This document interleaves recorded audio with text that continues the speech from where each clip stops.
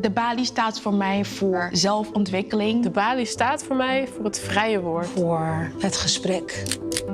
De randjes opzoeken. A combination of ultimate freedom of speech. En waar niets taboe is of zou moeten zijn. Een plek voor creativiteit. Waar beeldende kunst, literatuur en nog veel meer disciplines samengaan. Een plek voor kansen. Een goed gesprek is een gevaarlijk gesprek. Het moet eng zijn, er moet iets op het spel staan. Maar toch elkaar proberen te begrijpen. And it may make you think before you answer. Want met je vrienden ben je het altijd eens, maar hier leer je nog eens wat.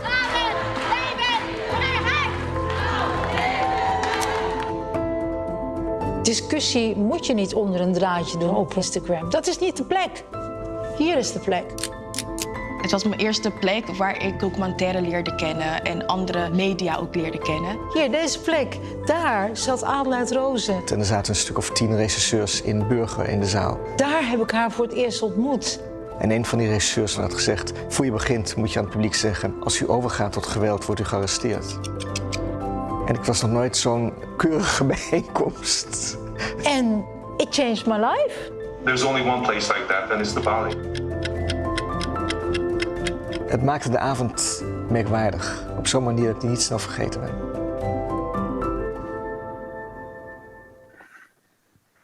Welcome everybody. Welcome here at the Balie. Welcome to Xenophiles. And today Xenophiles talk language. Who is here for the first time? Maybe 50-50. My name is Rugaya Sek. I'm a program editor here in the Balie. And this is a series where 4 migrant writers celebrate diversity.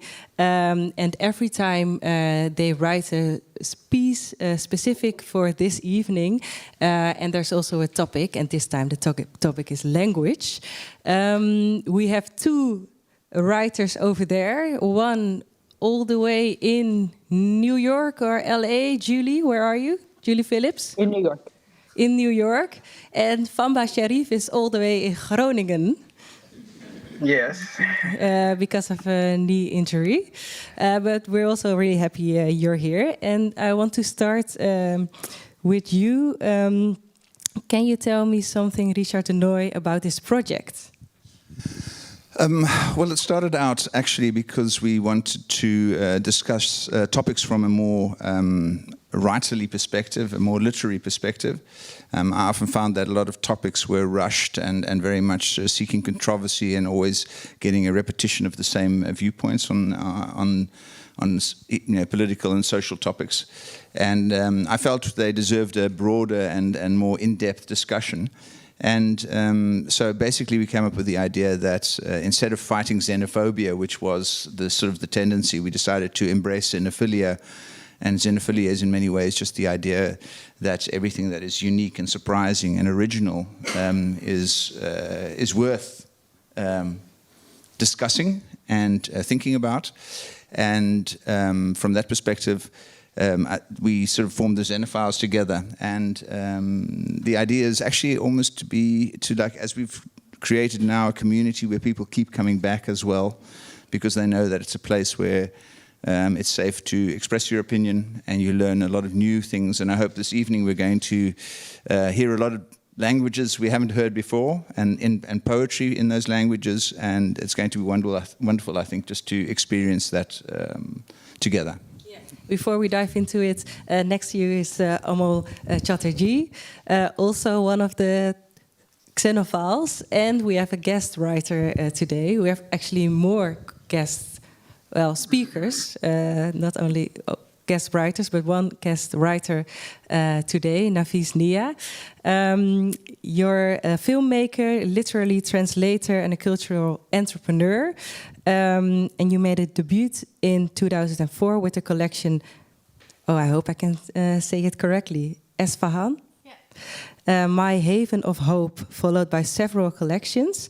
Her autobiographical documentary ABC premiered in 2011, and in 2015 Dance Iranian Style premiered. And you're also working on a project right now, right? Yes. What kind of project? It is my second, actually I'm right now working on my fourth volume of poetry. At the same time I'm writing the script of my second feature film. So, busy. Can you already tell us what it's about?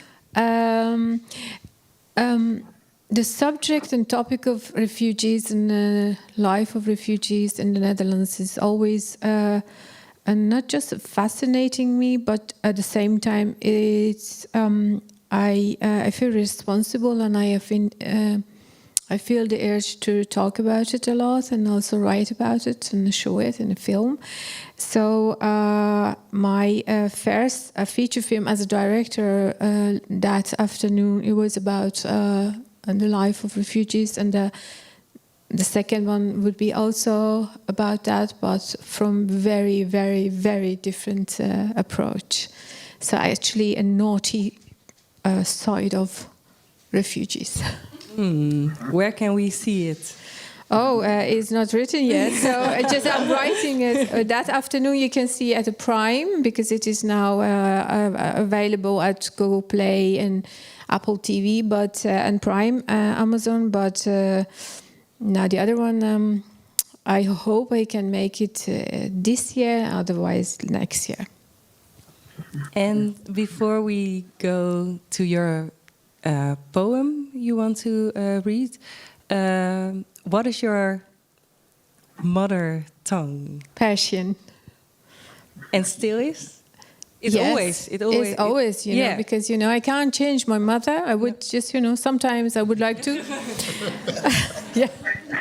But no, that's why I can just, you know, tell you the truth.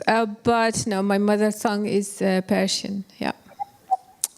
And you brought a poem. Do you want to read it for us? Yes. And in which language are you going to read it? I begin with the mother tongue, Persian. Yes. Okay. Yeah. Can you stand over there? Yes. And can you give me this one? No. There.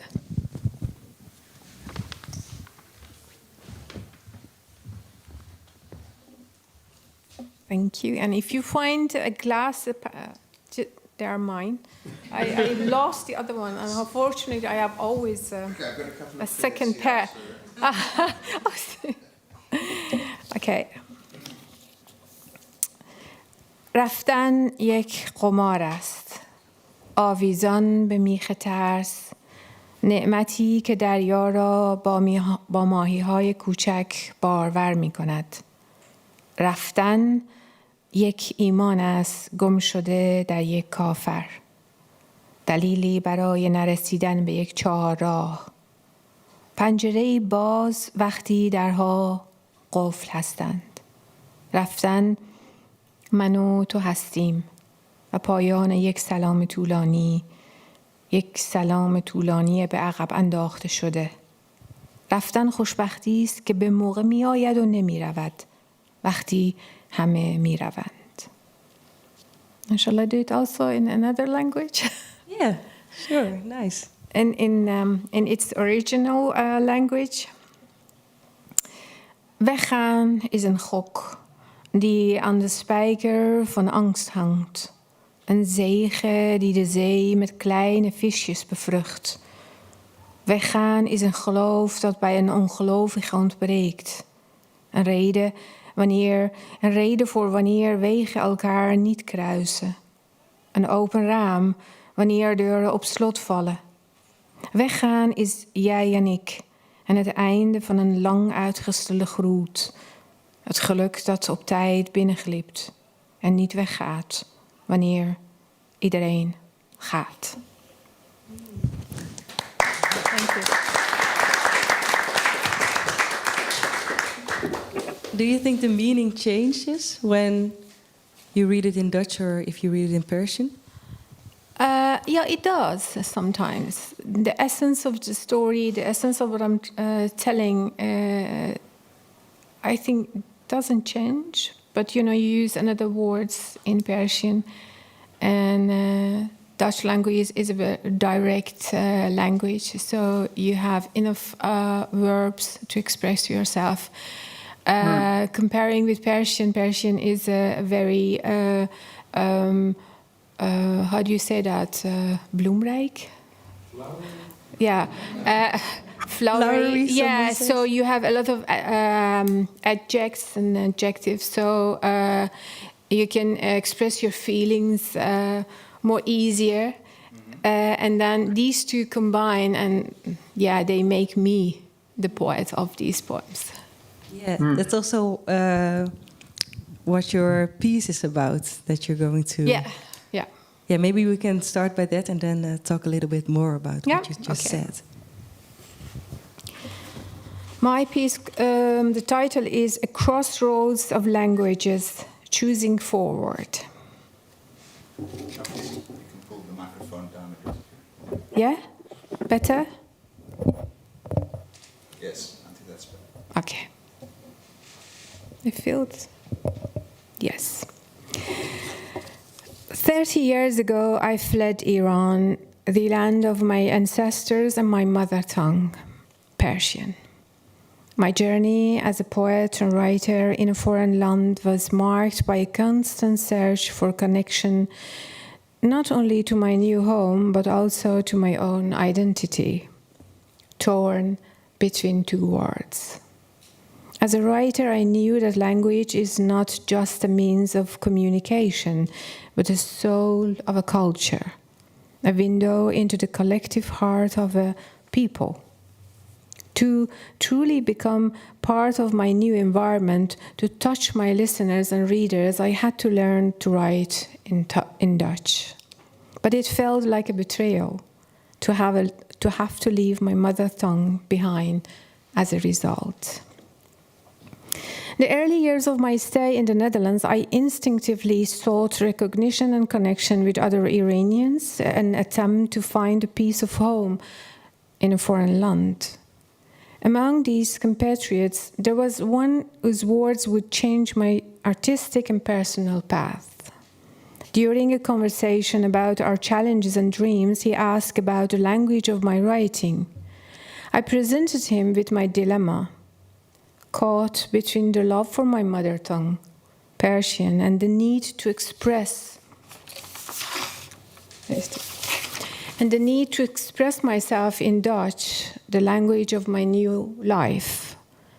This dichotomy created a constant uncertainty, sometimes even crippling doubt about my ability to keep writing.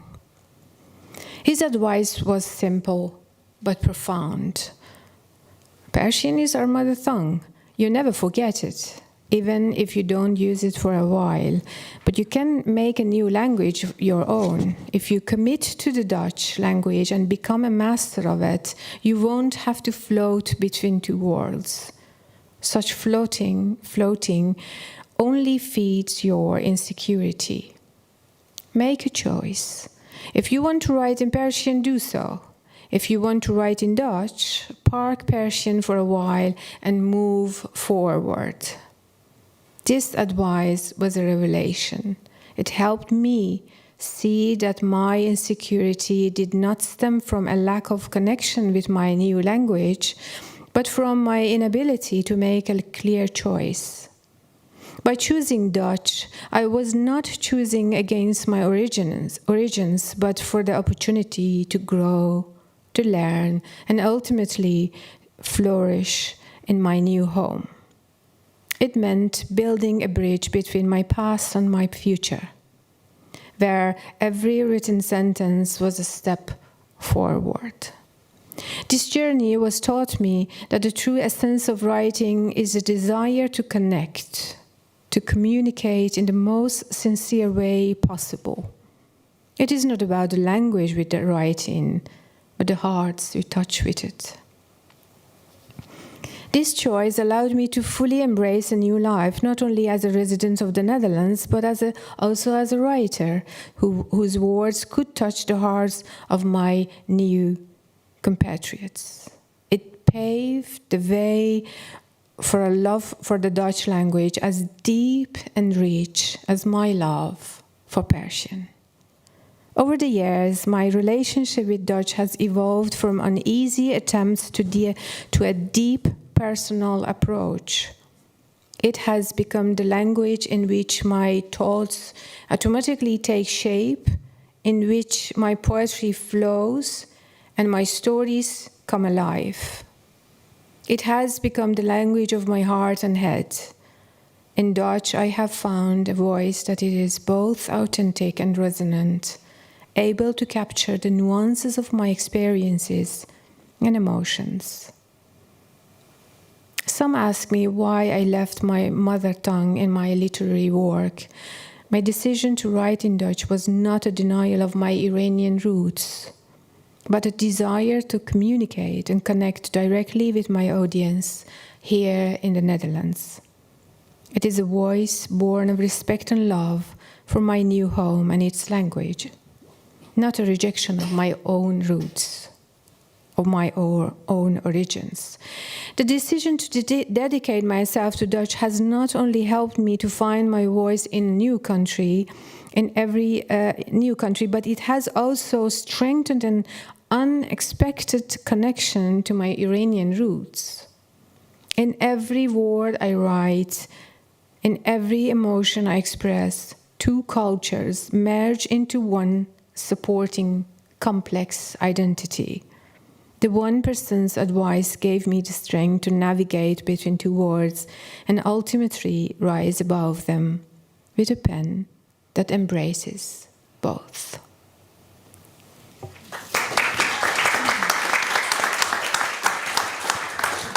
Thank you.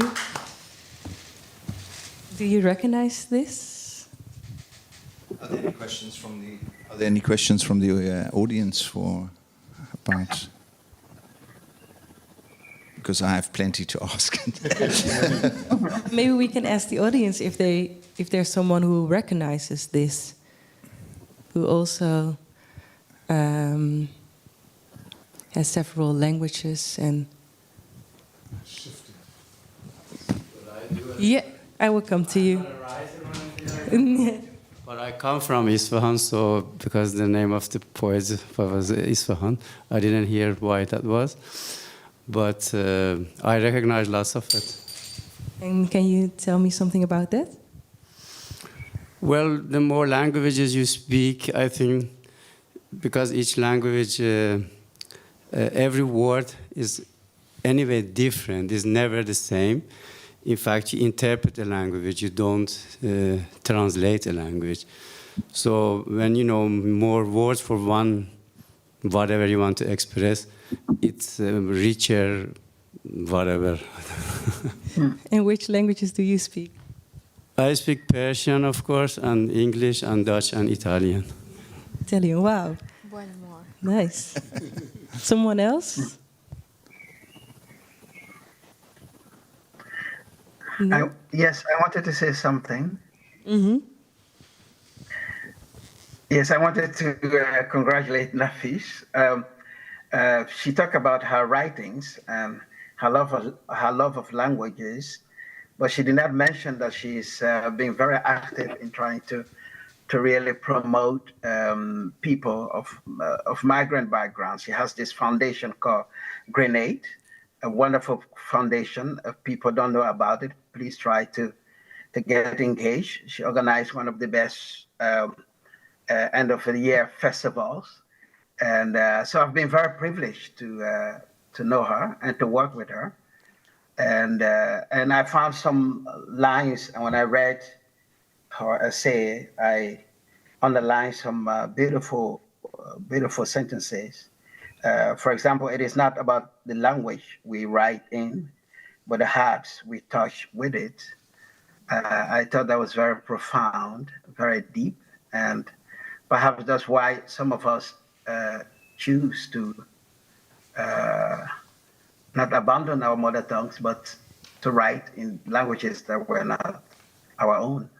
That's why perhaps I write in Dutch and sometimes in English, and once in a while in Arabic. Nice, thanks. Thank you. And you had also a lot of questions. Well, I think maybe it would be interesting to have Vamba read his piece now, because I think your piece ties in with this very well now. You've actually introduced it yourself as well. So was that the reading order, I think? Yes, please. We could return to that, to my questions later, because my questions were more about sort of specific things in Persian, because I don't know the language at all. As if how comparable is it to say Dutch and English in terms of humor and accents and dialects? Is it a very broad language in that sense? I expect it is. But Yes, it is. It's a very poetic language. Very rich, and it sounds also very beautiful. It sounds like you are just singing. yeah. Yeah. And when you hear that from French people, when you tell, because I love French language, and it sounds also like poetry all the time, even when they are talking about toilet brush or just sweeping. I think, oh my God, yes, sounds romantic. But when French people tell you, oh my God, c'est très joli, and this is beautiful. So you think, it is, yeah. But you also said you love the Dutch language, and I rarely hear that. So I'm also curious about your love for Dutch. I think I am also very protective of this language now, because every time I hear somebody telling our Dutch language is not beautiful, I get really angry. I think, how do you... why? Because you don't know it. And to me, of course, Dutch language is not. It sounds not really, like a poetry or like a singing. I can imagine, because French or Persian languages, they sound like a whisper, and it is very different. But Dutch language is a very, very steady, very, you can rely on it. You can express yourself in any way you can in this language. And I hear Dutch people, but you have to get to know it. You can't, every language has many layers. And if you just, stay at the top layer, you can't, understand it. So, yes, I love... Umo? It is now the language of my poetry, so you have to love it. I'm going to return to Persian, actually, because Persian is a language that has, well, in the sense, it has an incredible spread. I mean, I grew up in Bengal, speaking Bengali, etc. And I was in Turkey last year, a couple of years ago, and we had this, it became this running joke. If there was a word that I recognized, we'd always go, it's Persian. Because the spread, I mean, the influence of Persian in Bengali is enormous. Yes. It is a very heavy. And in Turkey, too. So any word, I know that. Oh, no, that must be Persian. Penguin, that must be Persian. Everything was Persian. So Persian was our reference point. Any point we came across and it is true. Yeah, it's the true. reference points were in. There are a lot of Turkish words, or Turkic words, which have also entered Indian languages, because Turkic rulers too. Yeah. But they often used Persian. Persian became the language of, until the language I speak arrived, it was the dominant language in the north, at least. And all the language of, in fact, the British used Persian all the way until the early 20th century. People would routinely learn Persian. I mean, Tagore learned Persian. In the great Indian poets, etc., would learn until the 1920s, 1930s. Persian was standard. Yeah. So just returning to Persian as a language of... And Vamba, before you're going to write your piece, read your piece, how many languages do you speak? 7. And how come so many?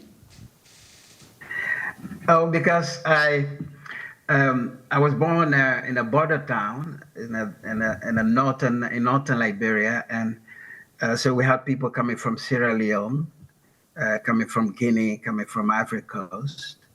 And so I grew up speaking the languages of these countries, and I also had the fortune of learning Arabic at school, and English, and some French. I had a tutor who, after classes, taught me French. So that's where all these many languages come from. It was not because of my talent for languages. I think it had more to do with the place in which I was born, I think. Nice. Still jealous. Yeah. Well, Yes. go ahead. Go to your... Yeah, before I begin, an Iranian friend of mine, a Persian friend of mine, was telling me, that to her Dutch sounds very aggressive. I don't know. So, Persian is very, musical, which it is. When she came to Holland, it was like the language sounded very aggressive. People were just like, she felt afraid of even speaking the language. That's our own experience. I think it's because of the people, not because of the language.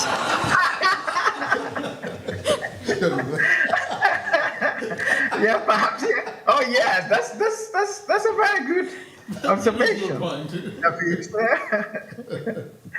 Yes. So here is my piece. The Bandis, the people among whom I grew up in northern Liberia, have the habit of confirming or affirming things during communications. A Bandi man on his way to the river for a swim will see another man high up in the tree tapping palm wine. And he will ask, perhaps as a way of greeting, "Are you tapping palm wine, sir?" A woman will be cooking potato greens, and her child, who's seen her busy all the while, will take a seat close to her and ask, "Mother, is that potato greens you are preparing?" These questions are meant to initiate a conversation, which will end with the palm wine tapper sharing a drink with the passerby, the child being the first to taste that popular dish. This language, Bandi, was not my mother tongue. My mother tongue we often laugh. We can't hear you, Famba. Is something digital going on? What's that? Really? Maybe try now again? Yes, can you hear me now? Yes. Yes? Yes. You can hear me? Oh, nice.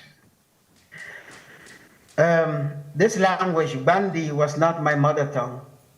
My mother tongue was Mande, and we, the Mande speakers, will often laugh at the Bandis for putting so much emphasis on the obvious.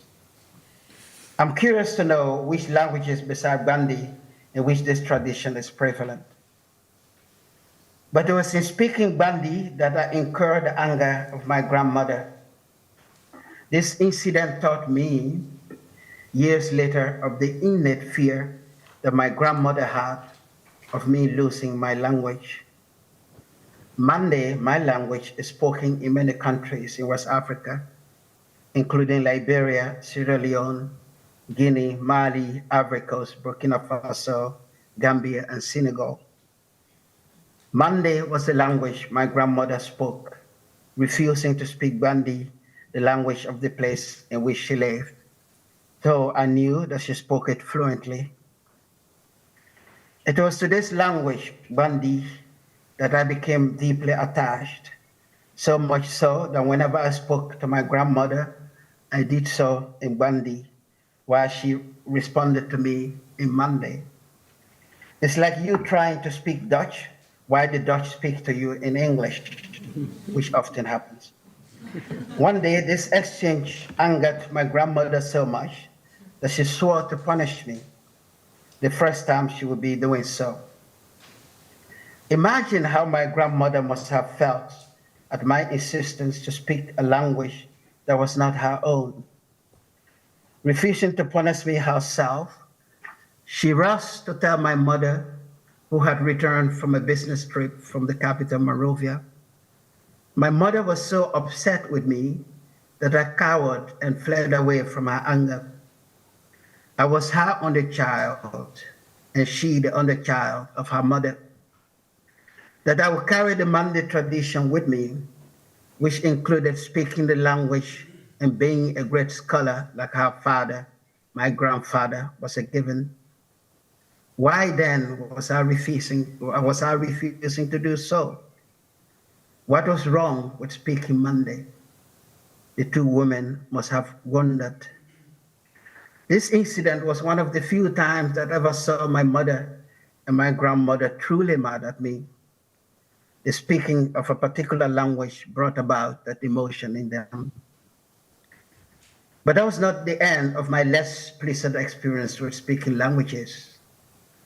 My most traumatic experience during childhood was not speaking Bandi, but speaking two languages that were not native to Africa, Arabic and English. Arabic had existed in that part of the world for centuries. My ancestors, the Sharifs or the Haidaras, communicated in this language,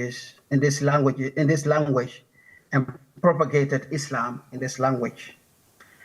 In fact, the status they achieved in West Africa as being the custodians of Islam had to do with their mastery of Arabic and the Quranic exegesis. Yet, the language was not native to them. Around them, Mande and other African languages were spoken. Only a few people had a mastery of Arabic. The position of the Sharifs as scholars of Islam and masters of the Arabic language distinguished them from many and brought them fame and fortune, but sometimes it alienated them, making them strangers who did not belong even among their own people. It was in that world that I was born. I learned Arabic at an early age, but learned it the hard way. During classes, we were compelled to speak Arabic throughout or face severe punishment. An impossible task for most of us, because Arabic was difficult and strange to many. It left the majority of us silent throughout classes. We felt dumb and ignorant. Some left school because of that. Others, like me, persevered. With English, it was even worse. The measures mentioned regarding learning Arabic were not only imposed, but the English teachers went even further. The students were forced to change their names and adopt English or American names. That's how it came about that my elder brother's names were changed from Fumba to Edmund, from Kaifa to Jacob, and so on. The mastery of English meant everything in Liberia. Those who spoke English, even in the broken form, were thought to be exceptional. The case of one boy I knew has always stayed with me. After a couple of years living in the capital, Monrovia, he returned home and pretended he could no longer understand or speak his mother tongue, Bandi. His other language was now Liberian English. He was, as Liberians like to call it, civilized. Civilized meant turning your back on African traditions, languages, and cultures, and trading them for Western ones. We were taught through the actions of our teachers and government officials that the language my grandmother had insisted I speak was less important than the ones I learned at school. We were taught to regard those who spoke Western languages as more important than the ones who mastered their African mother tongue.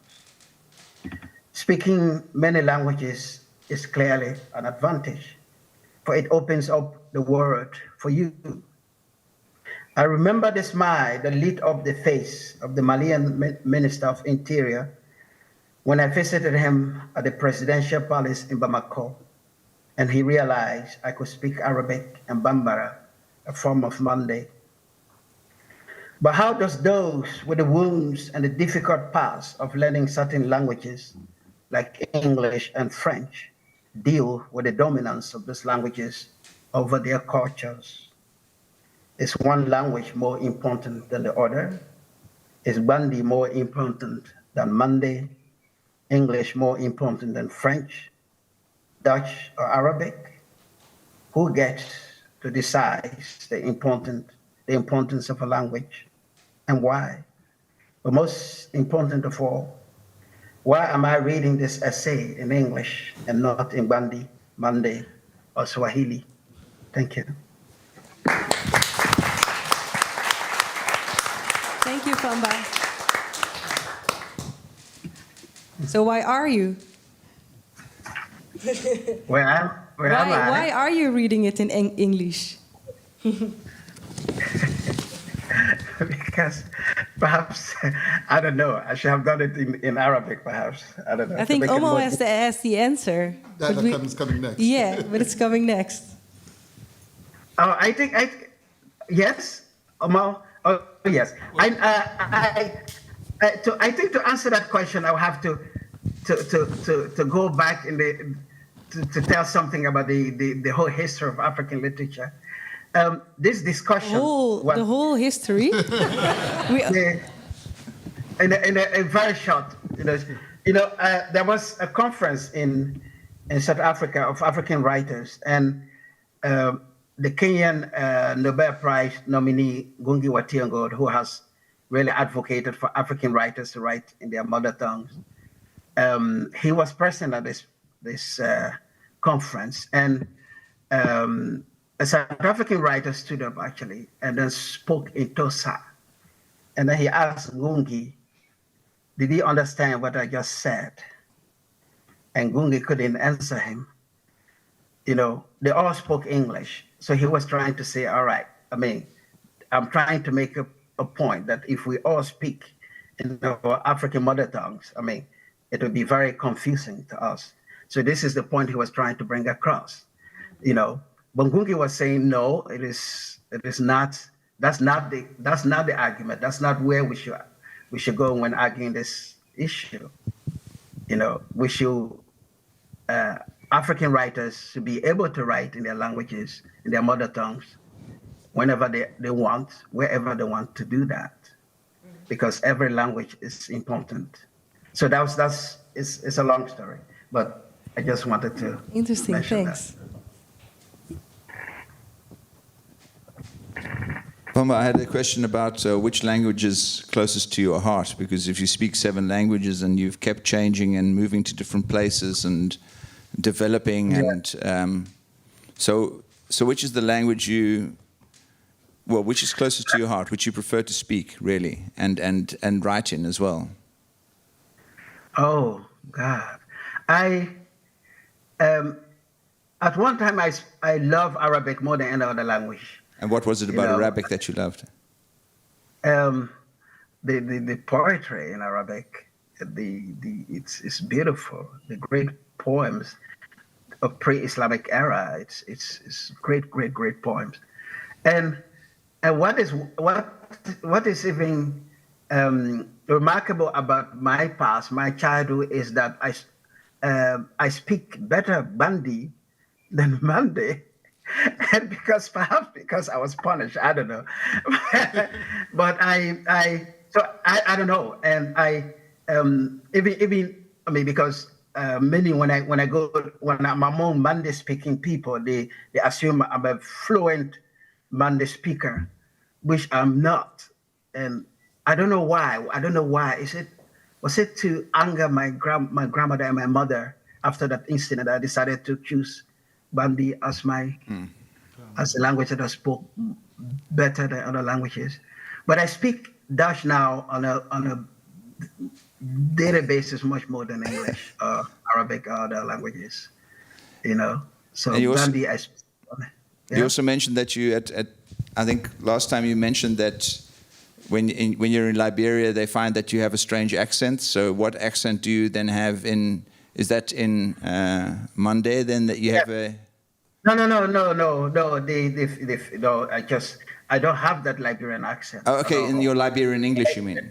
English, yes. Liberian English has a particular accent I don't have at all. Okay. So I tried I tried to adapt. People know in Liberia that I'm not a Liberian, so they just, or at least I have this strange accent, I don't have a Liberian accent. It's very, like Liberian English has a particular way, the way of expressing it is quite unique. Yes. Yeah, let's go to you. Yeah. Yeah, okay. And then, yes, what do they do? They do interlead. Make sure I'm reading my piece. Sorry. Languages. I have several, but one dominant, primary, my first. When I was at school, I was challenged. Why did I say my mother tongue was English? But it was. It was a language that my Tamil Sri Lankan mother grew up with, that she and my Bengali Indian father shared and passed on to us in the multilingual melting pot that I lived in, where my friends spoke Tamil, Kannada, Hindi, Oriya, Konkani, Nepali, and many more languages. English was one of those many languages. Only it wasn't. It had a history that set it apart. A violent, oppressive, exclusive one. One that I, like others across the formerly colonized world, were products of. Literally in my case, colonialism and its spread of English caused my parents to travel to the UK, to meet. It was why I came to be, why I am. There are those who say, and rightly, that language is culture. But neither need be singular or exclusive. Many are not. Languages cross cultures. Cultures cross languages. And the imposed can be transformed, drawn in, turned back to, as English has been. It has been assimilated and tamed, refashioned, just as it has always been, adopted and adapted. Education and attitudes can lag behind, as it was when I went to school, less than 3 decades after the colonized were pushed back to their drizzly island. Then the language that I was taught still leaned towards the culture of the colonizers, while the one that we, the generations of independence, were creating, was blended with other languages and into cultures that was not of the introducers, the imposers, but ours. Intended as and for oppression, it had come to be used as a tool of resistance, and was now of robust response, connecting those it had once been used against. As had other languages across the world, Spanish, Portuguese, French, Dutch, Russian, and those of other dominant cultures, Bengali and Hindi too, Mandarin.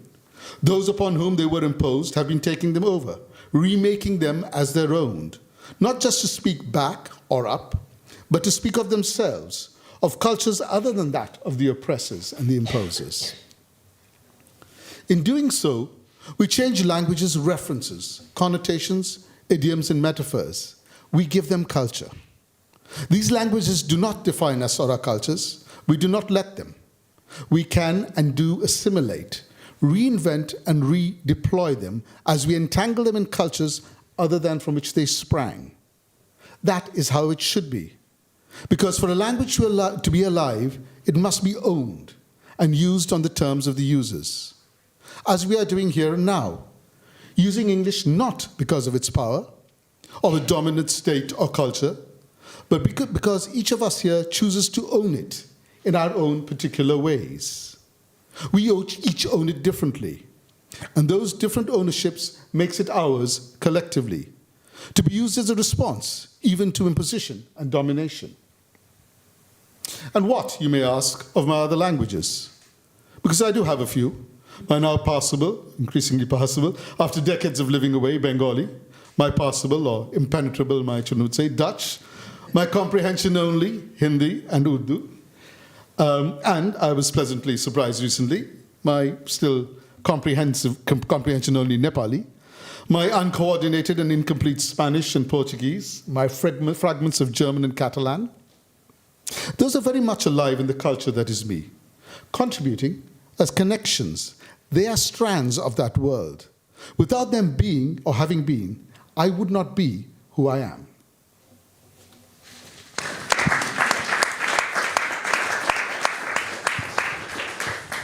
Thanks. Do you agree, actually, Nafis? Yeah, kind of. Can I ask a question? Of course. Your first sentence,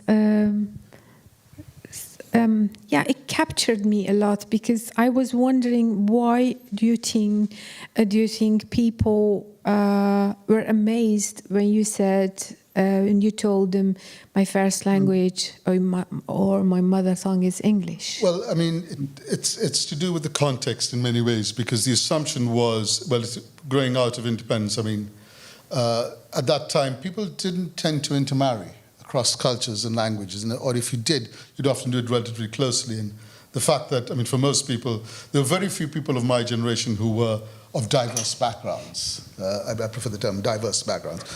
And because, and to people, I mean, of course, this is, of course, at that time, you don't realize how close I was. Looking back now, I was so much closer to colonialism than I am to even the fall of the Berlin Wall, which is astonishing to think about.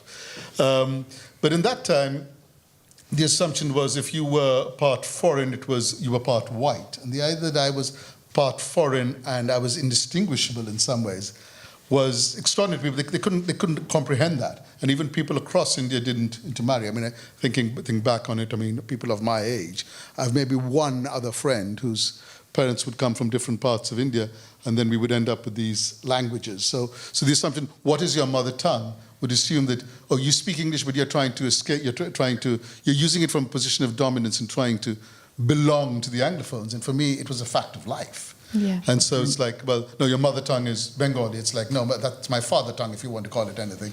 I just tease people. So that but then your mother tongue is Tamil, but I don't speak Tamil. So how can it be my mother tongue? Because my mother's Sri Lankan Tamil, and Sri Lankan Tamil is different from Indian Tamil. So there was no question of it. And she grew up in the Sinhalese-speaking part of Sri Lanka. So her preferred second language in any case was Sinhalese, which complicates everything. No end. So there you go. It must be tiring. It is explaining these things. People will ask questions. Because people just, put a language to a color. Yep. Actually. And they attach it to your name, to your identity in ways that are have always been in some ways irrelevant, I would suggest. But we like pinning it on people. We want to pin people down. And that's why language and the idea that language is culture, I like, but I think, as I suggested out there, that it goes backwards and forwards. Because languages aren't static. Because if you say a language is culture, then language of today is not the language of any language. It's not the language even of 50 years ago. Leave it 100. So if language is culture, then wait. But doesn't it make it culture? Does language make it It makes it culture because it changes. Yes. I mean, language and culture interact. They change all the time. But they shift across. I suppose an analogy I might use is, if I may, the idea of using scripts. Okay, in much of Europe, we're used to the idea that there is one script, the Roman script, and then you come across the Cyrillic. What do you mean by script? Script, the alphabets. Oh, okay. The alphabets. I beg your pardon. The alphabets. But any language can be written in different alphabets or scripts, and this is possible. And you can switch them, but if you switch the alphabets, the language doesn't change. It's quite fascinating in that sense that I read recently that Afrikaans was first written in Arabic. Arabic script, was yes. by an Arabic scholar. Yes. By a Malay scholar, even. Yeah, Malay. A Malay scholar wrote, after the Afrikaans was first written by a Malay scholar in the Arabic script. So these things shift, and well, that's complicated. Hier is een vraag of opmerking. Yes. If I could say something, we all wait one moment, Julie. Okay. One moment. Something that I realized recently about language is my mother tongue is Hinko. It's an accent from the northern part of Pakistan. But also Urdu and then Dutch. But I realized that there is another layer in languages, and that is the layer who you become. Now with the voice messages, when I send my family in Pakistan a voice message in Hinko, and I listen to it again, I'm a different person. Even in Urdu, I'm a different one, or in English. I say the word fuck a lot in English. I don't use, words like that in Dutch. So my question is, especially like if you speak 7 languages or 2 or 4, who do you become? Who are you in these different languages? Is that for me? Yeah. Yeah, I suppose. Well, I'm actually not very good at shifting. I'm very static. And I think, and I do know that people do change in languages a lot. I'm not too sure that I do very much, except that I become more incoherent in languages. But then that happens to me in any case in English, and often enough. But that's we won't go down that road. So I'm not sure, but I do see it a lot, and I see a lot of times. So I'm intrigued by that idea because it's like the language is culture. We become different people in different languages, and I'm not that good at languages. I speak a lot of languages badly, is what I say, and one with some facility, I hope. So I tend to be static. I'm kind of constrained by it. I am not Vamba, believe me. Anytime Vamba starts talking, it's like, okay, I give up. I'm just not even going there. But I'd like somebody who feels it differently, that they shift as they go through languages. I'm not very good at shift. Is there someone else who feels that I have shift? very distinct shift. Als ik Nederlands spreek, dan heb ik een ander soort persoonlijkheid, een andere identiteit than when I speak English. So my English is far more confident, and I'm more sort of laid back, or it feels more laid back. And I can be funny, and I take my time. Maar als ik Nederlands spreek, dan ben ik heel enthousiast. I think it's born from the sense of learning a new language. I learned Dutch when I was 20, or I really started speaking it when I was 20. And I really, really wanted to speak it properly. And I also wanted to get rid of my accent entirely, because I didn't want people asking me about South Africa, which is where I'm from. So actually the piece I'm going to read is a combination of Dutch, English, and Afrikaans blended together rhythmically, in the sense that I find it fascinating, because sometimes when I get angry, I'll revert to English. I speak Dutch most of the time, but when I get angry on my bike, then I'll swear like a South African. So it's one of those things that, I certainly understand that idea of having those two identities. And sometimes I even think to myself, it would be handier for me to speak English, because it's that more sort of confident edge you want in many interactions. And whereas my Dutch somehow, als ik Nederlands spreek, dan voel ik toch altijd een beetje onzeker, of dat ik toch naar woorden zit te zoeken. So there's and does you feel insecure? Yeah, you feel. You do feel more insecure. For the people who don't speak Dutch. Yeah. Can I just come back? And it's just one little idea, because it suddenly struck me was the other thing that I didn't say out here, which is the growing up multilingual. I suppose that may also affect the fact that I don't switch so much in languages, because normally when I'm speaking to, well, as you probably experienced it earlier when some people came in, I just switch between languages, because a lot of people I know would speak 2 or 3 of the same languages, and the same sentence can change. You can shift between 3 languages. So So I don't need to shift. I use words from different concepts. So maybe that's why I'm so bad at changing cultures and languages. Julie.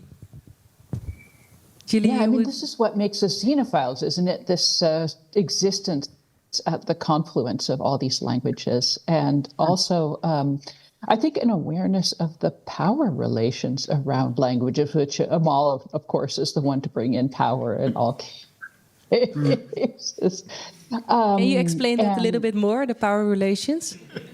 Well, English does bring a kind of power with it. I don't know if I'm necessarily more confident in English the way Richard is, but I know I'm reaching a bigger audience always. I definitely have a different writing style in Dutch. I'm much less funny in Dutch, which is a form of, not because Dutch is not a funny language, but because I don't have that confidence that I know the double meanings of everything.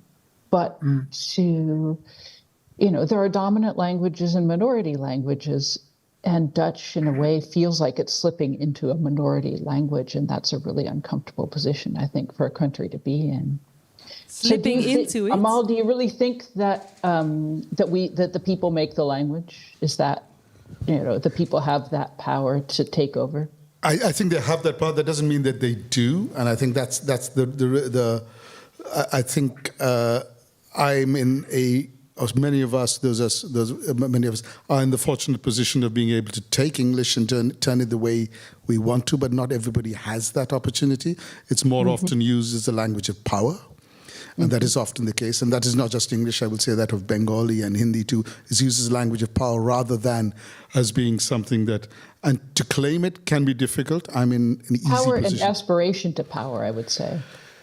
Yeah, it becomes aspiration to power because it has power, and then you become, it attempts to erase people, and that is often the case. And it is, I mean, I see that. I work in English, I work often in England too.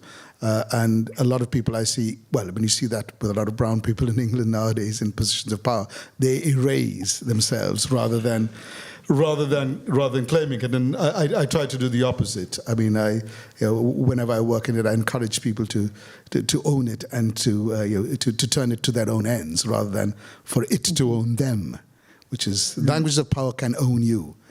Don't let them do it. But you're dependent on the listener too. That you need a speaker and a listener. It makes you so dependent on who's your audience. Yes, I agree. Yeah. Also, here's a comment. I was just gonna refer back to what the lady said about how you kind of a different person in a different language. In anthropology, we have the term code switching.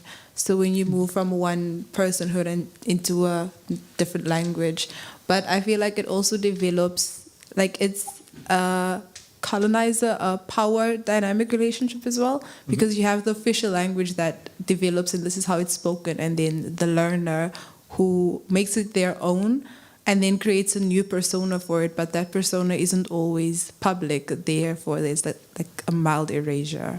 How do you mean? So growing up, I spoke Afrikaans. I'm also from South Africa. And we were taught there's a specific way to speak Afrikaans where it's like a bit high. We call it high Afrikaans, where it's a bit rounder. You round your words. You're more articulate with certain things. But then when you are home, so I'm Afrikaans home language, but when you're speaking at home between your family, it's more laid back. You use slang words. You have different words from different languages included, and it's just different. So technically, we both speak Afrikaans, but then the understanding or the articulation of the same language is different. And when you move between spaces, so when I'm in the neighborhoods with people that look like me, I speak a different way from when I am in a formal situation at work or somewhere, because I need to be articulate. I need to be appealing to the dominant power. Interesting, thanks. Yeah, also here in the front. Yes, so I'm curious about how you feel about the development of language conventions, because I'm often curious about who or which groups decide the conventions for languages within communities or within society. I'll give a small example. A few years ago, there was a gathering in my neighborhood, and it was meant for people in the neighborhood and interested people. But the people that organized it, well, I had the impression that they were not from my neighborhood. They had a new setup and everything, but they handed out pamphlets about the meeting. But what was so incredibly peculiar to me was that the pamphlet had a list of dozens of words that we were or weren't allowed to use in a conversation. And some of the conventions were familiar to me, but I thought it was so bizarre that they were coming into my neighborhood and telling us how we were supposed to speak to each other about those topics. So that's what's really interesting to me, the idea of conventions being spread and imposed. How do you feel about that in language nowadays? Wow. And this may sound strange coming in the accent that I speak and the way I speak English, because my mother was an elocution teacher, so I had two accents. The one that I speak in, which I learned to speak to foreigners with, because you could speak slowly. Foreigners don't understand English if you speak at a proper Indian speed. So I have this thing, but I've lost my. When I'm with Indian friends, it'll rapidly. But people use. I don't like conventions or the imposition of language conventions. I think language is dynamic, and it's extremely It's not the only reason we impose conventions. I oppose them fundamentally as a writer, and I may write a very conventional form of English, but I oppose them. It is the reason I conventional one is because I'm an accident of history. That's the only way to put it. And I don't think it's a good idea that people, and I encourage people to try out different things and to come around to owning the language. So. But language is used as power, and what you have out there is, yet again, it's like English. It's like people are saying, we own the language, we own what you will say and how you will say it. Don't let them do it. Nobody has a right to. It's like that quote. But it's a bit like, I find the Dutch has that somehow with its groene boekje. That's something that always amazed me, the fact that people are really sort of, they wait for the groene boekje. Can you explain for people who don't know the Does green everyone book? understand what het groene boekje, I think... I don't. Well, yeah, a groene boekje is basically how the words should be spelled, and also there's you have like a formal ABN and the way you learn that and you speak that, and you have on the TV you have Groot Dicté der Nederlandse taal, which is also quite an event, and so in that sense it's almost like I'm surprised sometimes that Dutch is. Even though it's getting small, it's becoming a sort of minority language, and English is taking over and taking dominance, that it's really seems to be sticking to its formal roots. There's a lot of organizations that are also busy with the grammar and that sort of onze taal. There's a lot of organizations that are focused on the formal side of the language. Whereas the truth of the matter is, if I hear what young people are speaking, that is dictated mostly by the music scene and what's happening in the music scene, the way people talk in that scene, and what's considered cool. And so I think I find that fascinating that those two worlds seem very distinct. On the one hand, you've got young people basically taking the language and doing their own thing with it. On the other hand, you've got that sort of formal side, which is very structured. Just adding in there, because talking of languages, and I'll try not to stay too long on this, but thinking of within English, I mean, actually, my connection with the UK is primarily in Scotland, in Glasgow. I understand Glaswegian, which has very interesting things. I don't speak it, but people, every now and then it's happened to me, so drunks on the London Underground or other places are getting drunk in Slovakia, and somebody realizes, I understand Glaswegian. It's like, I'm going to talk Glaswegian, you can translate, and I'm left to translate the entire evening for somebody who's decided they're going to switch back. But in Scotland, there has been a revival or kind of trying to, and I ended up at one point, and I was asked to, I was a judge for the Scots language, because trying to recover Scots words, which is really interesting to keep. We won't go into arguments about stuff. I want to hear you speaking Scots. Come on, tell us a joke in Scots. I can't do that. No, there's no way. I'm going to try Glaswegian or anything. But it's interesting because that's reclaiming it in many places, where we're reclaiming the languages from these RP or these impositions, and I think that's really important. As you're saying, we should let young people take the language away from these groene boekjes and all these places. Stop it. Leave them alone. Record the language as it lives. Yeah. Can I respond to that? As a foreigner, we are daily, especially at the beginning, we are always involved with grammar books and grain books. But I think it's also happening in the Dutch language, but because I don't recognize what you are telling about, Dutch people hang on to what it was, 100 years ago. Because if I'm living here in the Netherlands for about 30 years, and the shift are using some words and then just leave it behind and coming, and of course music and poetry and the writers have the film and series have a very big influence of this shift, but because foreigners at the beginning, for many years, for some, are daily involved with grammars and just thinking before telling something and thinking before searching for words. So we are more involved with grammar books than Dutch people themselves, because. And I don't think the same shift is happening also in Dutch language. This is my experience because, and I read a lot of poetry, also from classic Dutch poetry till now, and I see enormous changes. Enormous. Yeah, it's not so much about the sort of specifically the language, but it's the formalized things like there is a groene boekje and there's a sort of sense of that is published. It's not but so the much green that the book language is published every year, right?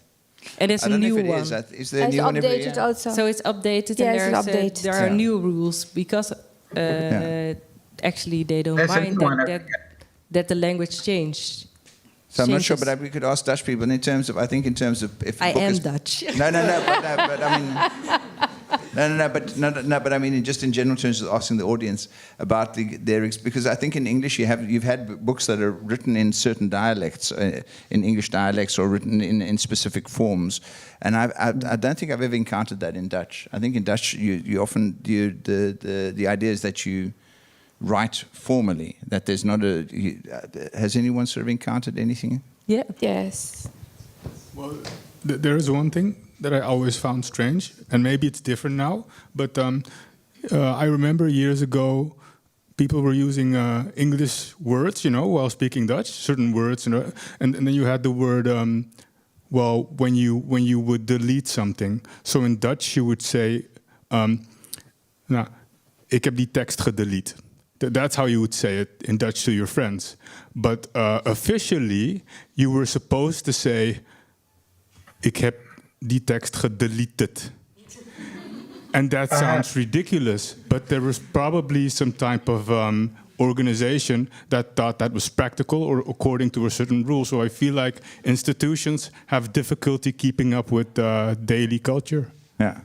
Well, that's a wonderful thing. I think in the Flemish neighbours and Afrikaans says that they translate a lot of those words that we commonly in Dutch, I think, use in English, but have anglicisms in Dutch. That in Flemish they'll use, they'll come up with their own words in Afrikaans as well. So. Let's go to two other languages from two people who, because we ask people to bring in poems and read poems in their own language, or one of their languages. So I want to ask you, Narendra. Do I say your name correctly? Tell me please, what poem would you like to share with us? Yeah. The poem I want to recite from is called Jhansi Ki Rani, which is translated into the Queen of Jhansi. So this is by Subhadra Kumari Chauhan. It's a poem talking about one of the most prominent, important leaders of what is called the First War of Indian Independence, which was 90 years before India actually got independent. That is the war that brought an end to the Mughal Empire in India, that basically also an end to the East India Company of the British, and actually moved India to be under the crown. So it's really important event in Indian history. And this lady was one of the biggest leaders. She was a military expert, and this poem celebrates her. So I also grew up, my hometown is in the same region where Jhansi is located. It's actually the capital of the province in India where Jhansi is located. And I have an interesting history with respect to languages, in the sense that I speak 4 fluently. I more or less understand 1 more at a native level, and if you add halves, maybe a couple more that way. And Hindi is the first language I spoke as a child, but it is not my mother tongue. At least that's not my mother's language, if you think of it that way. And then it becomes even more interesting, because my mother tongue, which is Bengali, I cannot really read or write very well, because I grew up in a region which spoke Hindi. And so I learned Hindi at school, so I didn't learn Bengali at school. And already with 4, it was getting too confusing, and my mom was like, it's fine, take it easy. I can read it very slowly, but not really well. Moving to the... that would be nice. So moving to the poem itself, it's very emotionally charged, and it's still... I've heard this story growing up as well, so it kind of gives me goosebumps, like whenever it's recited that way. It's a very nationalistic poem. It came up right before like the big sort of the non-violent struggle was happening in the early 1900s. So it will be in Hindi on the left, and it's line by line, the English translation on the right. सिंहासन हिल उठे, राजवंशों ने भ्रिकुटी तानी थी, बूढ़े भारत में भी आई फिर से नई जवानी थी, गुमी हुई आज़ादी की कीमत सबने पहचानी थी, दूर फिरंगी को करने की सबने मन में ठानी थी, चमक उठी सन 57 में वो तलवार पुरानी थी, बुंदेले हरबोलों के मुंह हमने सुनी कहानी थी, खूब लड़ी मर्दानी वो तो झांसी वाली रानी थी। लक्ष्मी थी या दुर्गा थी वो स्वयं वीरता की अवतार, देख मराठे पुलकित होते उसकी तलवारों के वार, नकली युद्ध व्यू की रचना और खेलना खूब शिकार, सैन्य घेरना दुर्ग तोड़ना ये थे उसके प्रिय खिलवाड़, महाराष्ट्र कुलदेवी उसकी भी आराध्य भवानी थी, बुंदेले हर बोलो के मुंह हमने सुनी कहानी थी, खूब लड़ी मर्दानी वो तो झांसी वाली रानी थी. And then this poem is really long. It talks about the whole life of the queen. And then this next one is the final verse, which is talking about remembrance and like remembering her sacrifice and all of that. जाओ रानी याद रखेंगे हम कृतज्ञ भारतवासी, ये तेरा बलिदान जगावेगा स्वतंत्रता अविनाशी, होवे चुप इतिहास लगे सच्चाई को चाहे फांसी, हो मदमाती विजय मिटा दे गोलों से चाहे झांसी, तेरा स्मारक तू ही होगी तू खुद अमिट निशानी थी, बुंदेले हर बोलो के मुंह हमने सुनी कहानी थी, खूब लड़ी मर्दानी वो तो झांसी वाली रानी थी. Thanks.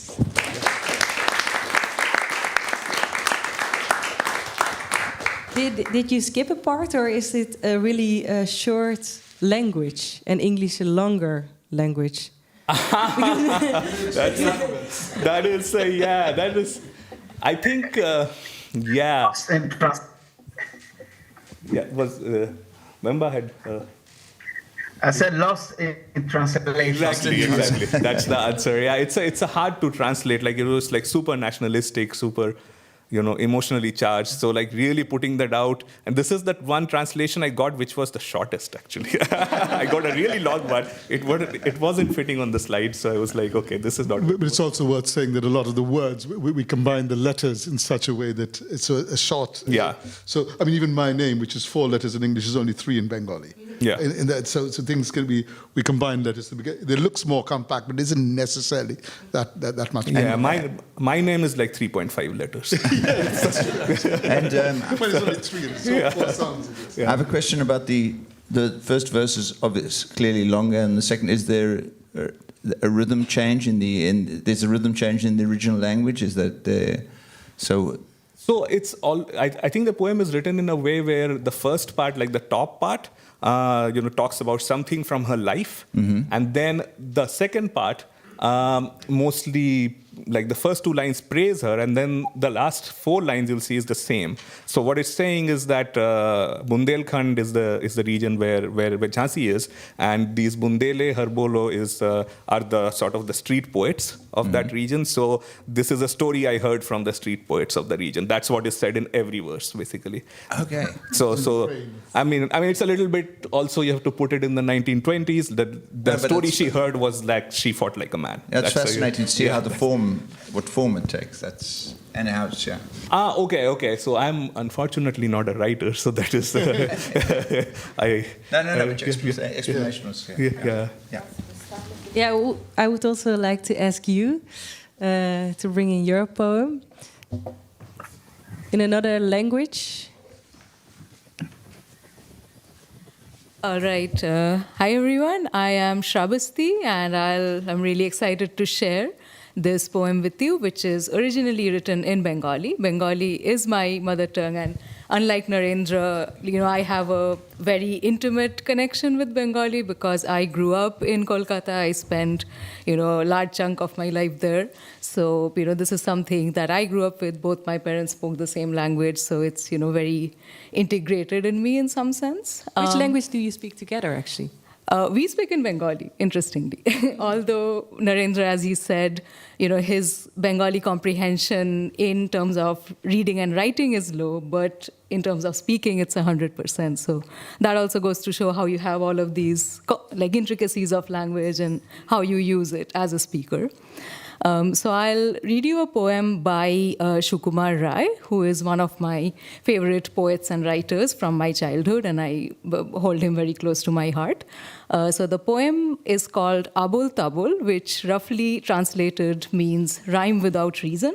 And Sukumar Rai actually made a name for himself being the Lewis Carroll of Bengal. And if any of you have read Lewis Carroll, you would know how difficult it is to translate nonsense, because in the native language, it has a certain cadence or it has a certain rhythm that it conveys, which totally gets lost in translation if you try.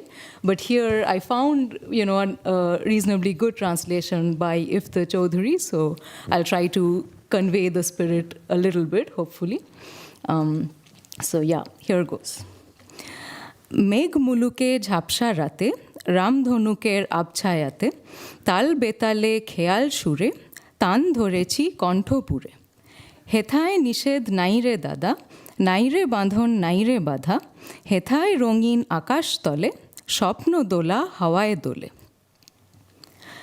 সুরের নেশার ঝর্ণা ছোটে আকাশ কুসুম আপনি ফোটে রঙিয়ে আকাশ রঙিয়ে মন চমক জাগে ক্ষণে ক্ষণ আজকে দাদা যাবার আগে বলবো যামর চিত্তে লাগে নাইবা তাহার অর্থ হোক নাইবা বুঝুক বেবাক লোক আপনাকে আজ আপন হাতে ভাসিয়ে দিলাম খেয়াল স্রোতে ছুটলে কথা থামায়কে আজকে ঠেকায় আমায়কে আজকে আমার মনের মাঝে ধাই ধপাধপ তবলা বাজে রাম খটাখট খ্যাচাং খ্যাচ কথায় কাটে কথার প্যাঁচ আলোয় কাটে অন্ধকার ঘণ্টা বাজে গন্ধে তার গোপন প্রাণে স্বপন দূত মঞ্চে নাচেন পঞ্চভূত হ্যাংলা হাতি চ্যাংদোলা শূন্যে তাদের ঠ্যাং তোলা মক্ষী রানী পক্ষীরাজ দস্যি ছেলে লক্ষ্মী আজ আদিমকালের হাদিম হিম তোড়ায় বাঁধা ঘোড়ার ডিম ঘনিয়ে এলো ঘুমের ঘোর গানের পালা সাঙ্গমোর That's it. Yeah. I have to say something here. I miss illustrations. Yeah. I miss Sukumar Rai's illustrations. Absolutely. I grew up with this poetry too. So. You also know it. Oh yes, very much. I grew up in Calcutta too, in Kolkata. So this is so we have that connection. So. Oh, okay. Oh yeah. His Just the illustrations one. are fabulous. Sorry, And what do you like about it so much? Because you love it, right? Oh yeah, it's for. Yeah, but you? For me, it's just nonsense verse. It is wonderful nonsense, and the rhythms are wonderful. And we grew up. It is. I don't have an equivalent. Well, I didn't grow up with nonsense verse in English of that quality, I would say, or that for me, I suppose you could have the owl and the owl and the pussycat, perhaps, or the like Jabberwocky. Yeah, Jabberwocky. But Jabberwocky is too serious. This is not serious. It's totally unserious. I mean, it's the Wallace and the Carpenter, perhaps. Exactly. Yeah. But this is just completely unserious, and it's just very funny because it's just complete nonsense. It makes no sense at all.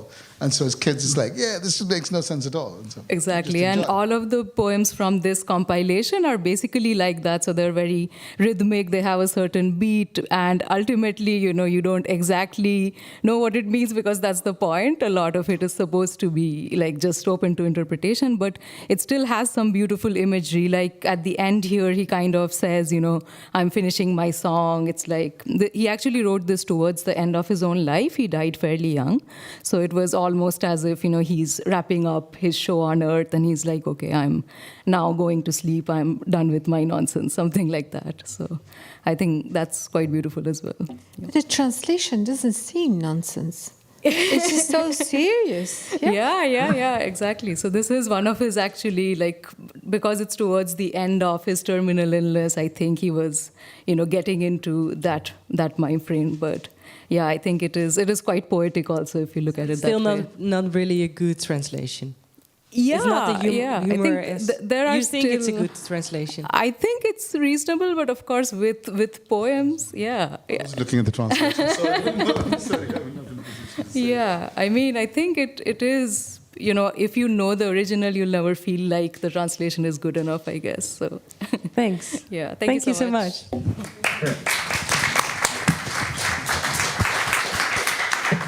Let's go to Julie's piece, if you want to. Yes, of course. Mag u wat vragen? How do you say please in Dutch? You don't. That was the first puzzle. The Dutch have a reputation for impoliteness, but that's not true. They're differently polite in ways that have no direct translation into English, my native tongue.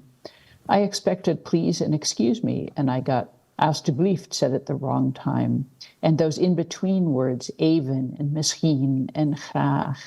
And helpful customs like going up to someone and asking permission to ask a question in the first place. My very first introduction to Dutch was that very Dutch thing, a carton of milk. On my first visit to the Netherlands, at breakfast, my American friend read for me the words, half full of milk, altijd lekker. He made it sound like a secret password, the first step to koff verkeerd, and then to fiets. And before you know it, you've married zo'n lekker ding, and you're drinking that white stuff every morning. Only the lekker ding was conversant in 3 languages. My American friend spoke fluent Dutch, and it was clear that I was going to have to keep up. Besides, I'd always been the kind of kid who wanted to get a good grade on the test. This was all back in the analog era, so I bought a grammar textbook, a copy of Teach Yourself Dutch, and a little notebook from the HEMA. In the morning, I read the newspaper, underlined the words I didn't know, and looked them up in my boyfriend's Vandalen. If I came to an expression I didn't understand, I asked him, because he is a language genius and a patient teacher. He spoke Dutch to me. I spoke Dutch to him. He corrected me. I snapped at him for correcting me. That doesn't happen with Duolingo. I learned a new word for myself, native speaker. That meant I had enormous language privilege that I had no idea. Even here in the Netherlands, I've never felt the pain of missing my language. The bookstores and libraries are full of books in English. The latest slang is on TV every night. I don't even have to make up a name to get coffee at Starbucks. And no matter what the color of my American skin, no one will ever say, like Johan Derksen said of Frisian this week, that I don't have a right to speak my mother tongue. But Dutch, it was such a rich language. I loved the beauty and magic of having a new word for everything. I love the way the words skate through the sentences, changing the order from front to back. The sound of it is beautiful to me, so practical, and yet holding firmly to its own private knowledge. It's like a house whose windows you look into and see strangers at their unknown lives. When I applied for Dutch citizenship, I was still a show-off. There was talk then of some kind of inburgeringsexamen, a test of my knowledge of Dutch language and culture. This was it. I was going to get that good grade. I'd talk about the Slag bij Heiligerlee, the paintings of Jan Steen, the novels of Harry Mulisch, and I'd finish up with all the verses of Aan de Amsterdamse Grachten. I went to the bevolkingskantoor, appropriately next to the door to the Heineken brewery, filled out a form, handed it in, and said, "Mag ik u wat vragen?" I asked him, hopefully, if there was going to be a test. He looked at his colleague, looked back at me, and they both shrugged their shoulders. "You understood the form," they said. "Close enough." I miss Dutch here in New York, where I no longer speak it daily. I went up to Astrid Roemer one day at a reading and spoke Dutch for a bit, but that was months ago. And I saw Arno Grunberg across the room at a party, but when I looked again, he was already gone. I complained to my partner once that I was doing so much work to learn such a small language. And he said, "What are you talking about? Dutch is spoken by 20 million people." So there they are, those 20 million people, all complaining about how Dutch isn't beautiful. and me asking, please, can I have some more Dutch? I'm here in New York. I'm homesick for its music.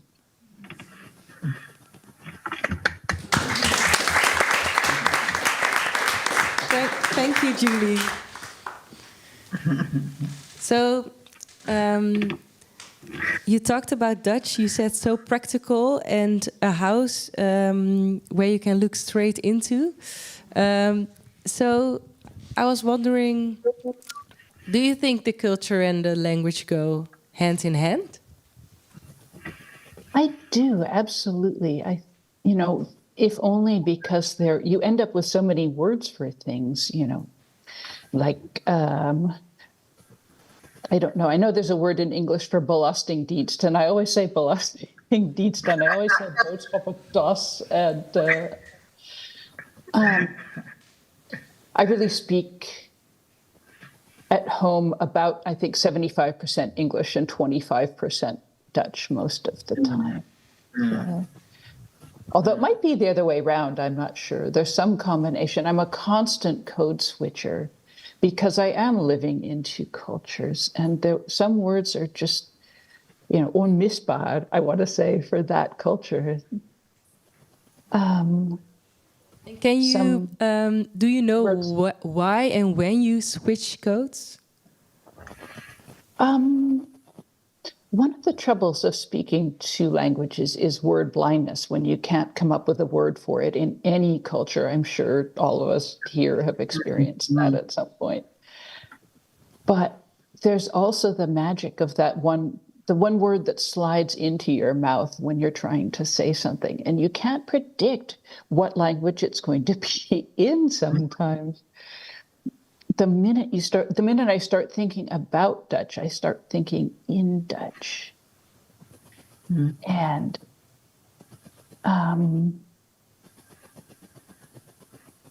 it is tied to the things you have around you, like gracht and fiets and melk. And it is tied to the real material differences between living in the Netherlands and living in the US that I think, go to making up a culture. It's not just, a culture is not just an idea about yourself. It's the objects that surround you. It's the nouns and the verbs.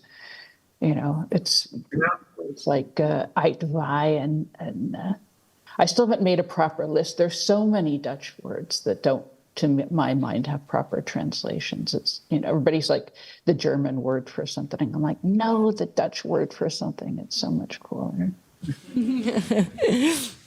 Are there any questions or remarks from the audience? Are there words that people particularly love in Dutch? That's a question for the audience. Do you have a favorite Dutch word? There you go. One word, I like the word prachtig. Because otherwise Julie can hear it. Prachtig. You like the word prachtig? I think it's prachtig, yeah. Oh, that's so sweet. Because it sounds like what it is? I don't know. For me, it doesn't. For you? I think it sounds like it is. It is prachtig, so it's fantastic, I think. I like it, yeah. I really want to ask your neighbor. You also brought a poem. Please join the stage, Daniel. And there's, Yes. Should I press anything? In what language do you want to read a poem? Oh, hello everyone. Thanks for having me. Yeah. Can you hear me? Is this okay? We can hear you. Yes. I'll read a poem in Hebrew. This is by the Israeli-Moroccan poet Erez Biton. So Erez Biton is a multilingual poet. He writes in bilingual poetry in Judeo-Moroccan Arabic as well as Hebrew.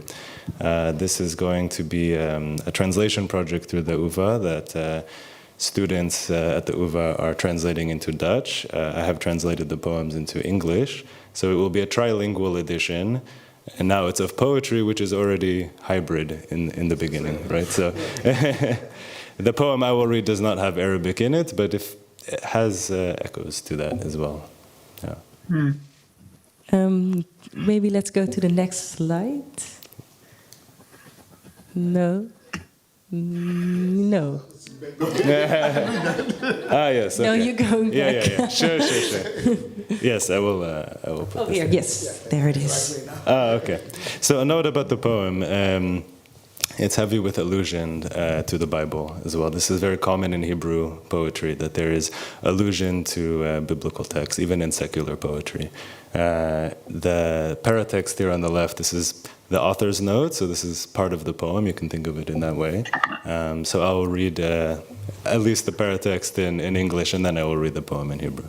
So according to the author, this is based on a folkloric tale. This is based on a poem in Judeo-Moroccan, describing the exiled Jews of Spain who met their deaths upon reaching the shores of Morocco. The nature of this is on the plane of the imaginary. It's on the plane of folklore, right? Okay.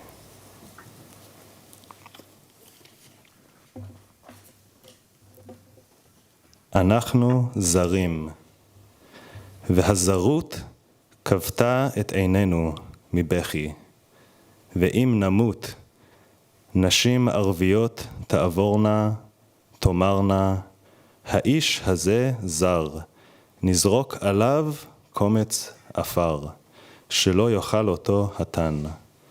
ואני אומר, בואו נזכור חסד עבר, שלא נזרוק אלה על אלה חופנים של עפר. Thank you. Yeah. Thank you. So maybe just to explain a little bit, right? Yeah. Dust is important to the poem, right? So this calls dust unto dust from, Genesis as well. This is a very universalist poem, right? It's about our shared humanity. One of the most universal things about human beings is that they all die in some way. And dust, in the first instance, is a great act of mercy. So if not to give a proper burial to these people who have died, then at least to cover them with some dust. And it's the highest level of kindness you can give to someone, because they cannot repay, they cannot thank you, and they cannot reciprocate the kindness to you, for they have died already. And the second act of the dust, now this is a violent act, to throw dust, ele al ele, all upon all, and this is what we should avoid. So there's a double meaning to the word dust. There are many words in Hebrew for soil, for earth, for dust, and it's not a mistake that he uses this word here. It's also wordplay between afar, which is dust, avar, which is the past. Nizrok is to throw, nizkor is to remember. So there's a connection between collective memory we should remember and the act of throwing, which is also an ambiguous act. It could be either an act of peace or an act of violence. Yeah, really beautiful. Yeah. It's really a Xenophile poem. Yeah, I thought it would be a good crowd pleaser, you know. Thank you so much. Yeah, sure. I wanted to say something. Yeah. Yes, I want to know how much the two languages influence each other, Hebrew and Arabic, because I could hear nahnu is the same as in Arabic, we, and I could hear the word namut, which is deaf. Yes, yes, absolutely, yeah. Yeah, the languages are so similar, actually, if you know, like mawit, mavit in Hebrew, this is death, anachnu is the same. Actually, the correct pronunciation in Hebrew is also anachnu, but it's, we spoke about power as well, right? So, I mean, this poet, Erez Biton, is very much writing against power. So the fact that he, in the 60s and 70s, was writing poetry in Arabic was very radical at the time. And this was against the Hebrew canon, which insisted on monolingualism, in fact, which for European immigrants was self-imposed. You know, this was a way to forget the past on purpose, let's say. But that was a very foreign concept to Arab Jews who came in the 50s, 60s, 70s, who insisted on remembering the past, who insisted on their diasporic languages. And so he has bilingual poems in a dying language, in fact. This is not just Arabic, this is the Moroccan Darija, but it's the dialect of a dialect, and in fact, specific even to the towns where these Jews were from, which is similar also to my family, my mom's family comes from Iraq, so my grandfather speaks Judeo-Baghdadi Arabic, and I grew up hearing this a lot, many different expressions and jokes that he would tell me, and I could understand almost all of it because the cognate words are so similar, like Vamba is saying. Yeah, and also to Vamba's point, which he had brought up earlier, the changing of names, this was very common. So the poet's name, Erez Biton, was not his original name. When he was in school, they took his Moroccan name, Zaish, and they asked him to now change his name to what he says they called a proper Hebrew name. Which is also the case in my family. My grandfather's name was Fuad, and it was changed to his Hebrew name, Yosef, afterwards. No. Yeah. It's also, my name is Rogaya, and it's Arabic, actually. Or I know it's not really Arabic, but it's from the Quran.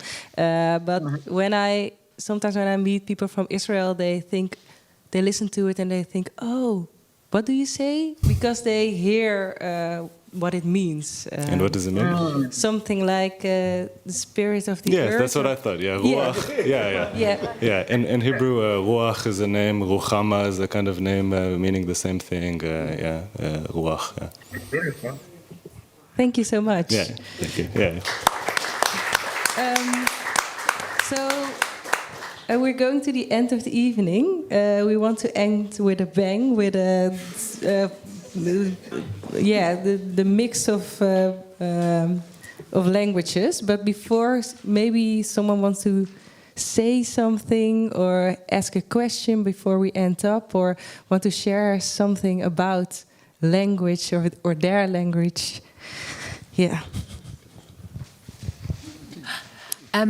The poet Kahil Gibran, I have some of his poetry at home, and the prophet, I wondered if those who speak Arabic think whether the prophet loses something in the English translation from the Arabic.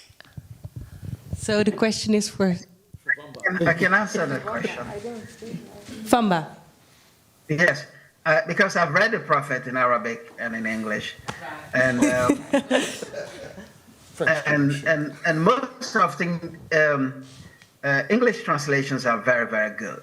So it's the translation is really very good. Yes, yes, I can attest to that. It's the same with translation of Russian literature into English. They are much better. For example, most of the Russian translations in Dutch is terrible, So the English really. I read a short story by Tolstoy, in which a whole chapter was left out in Dutch, which I found in the English, translation. It's horrible. Wamba, a friend of mine, a poet from Syria. He told me that prophet is even more beautiful in Persian. Really, is more beautiful than the original. I don't know, because I can't compare. I don't speak Arabic, but Isn't everything more beautiful in Persian? That's why that's what we grew up with. You are telling that. I'm not. I said that. We would think that. Thank you. Thank you so much for the question. And let's go to Richard.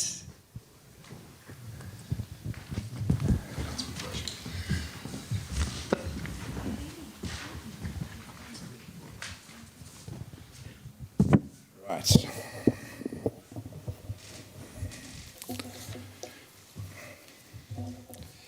I need to explain, I think.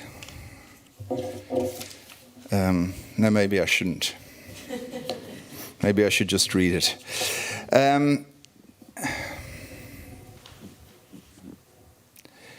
Welk verhaal iedereen altijd wil horen?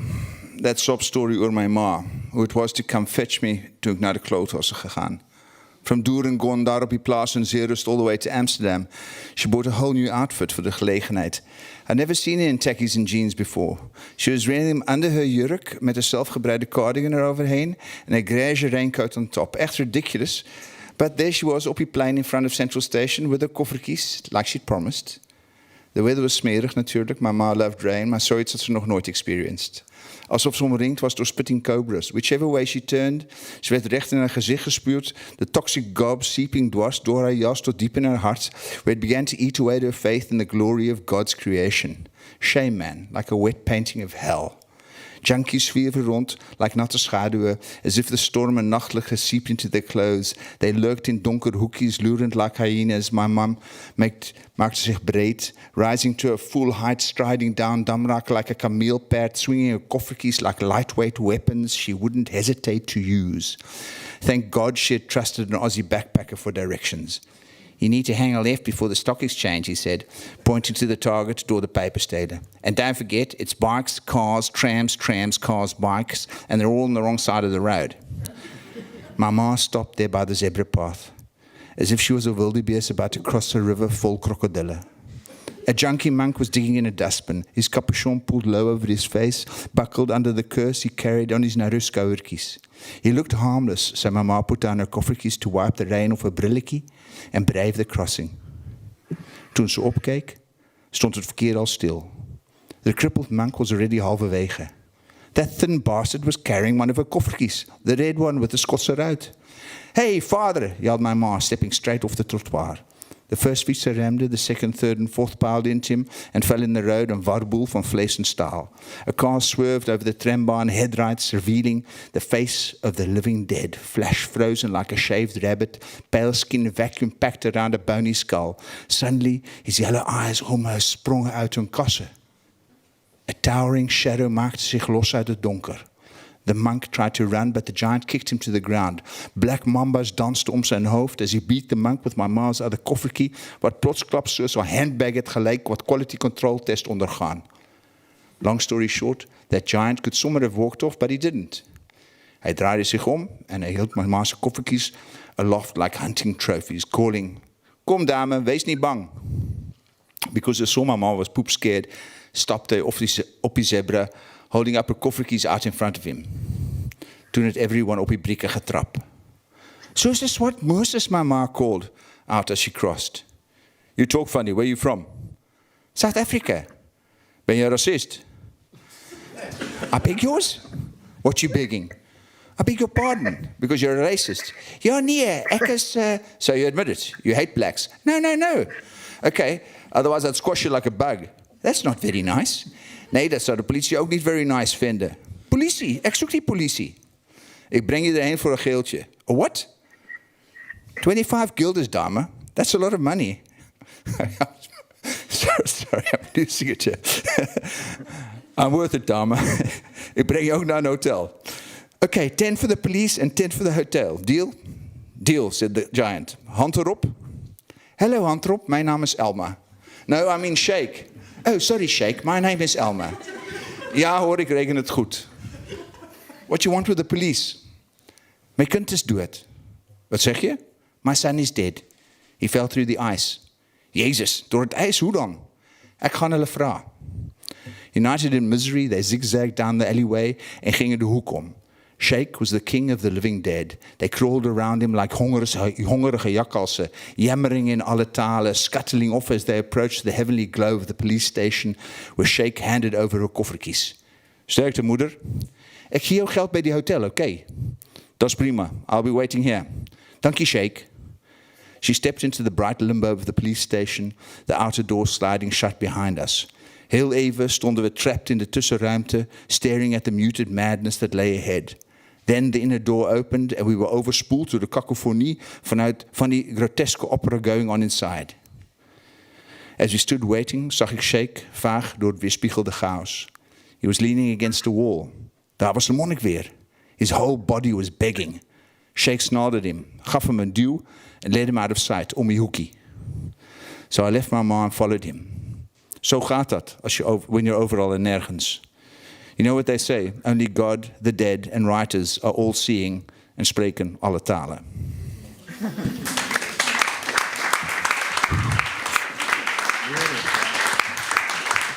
Thank you so much, Richard. I think we come to the end of this evening. Or you want to explain something?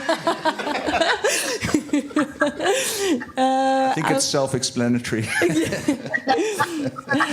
Unless people have questions, you can approach me later. Yeah, please do.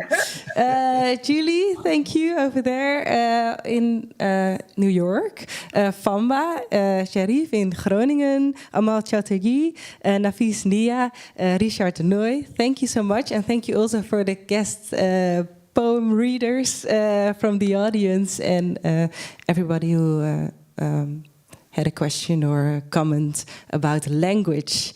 This was Xenophiles, and let's speak to each other at the bar. Have a great evening. Thank you.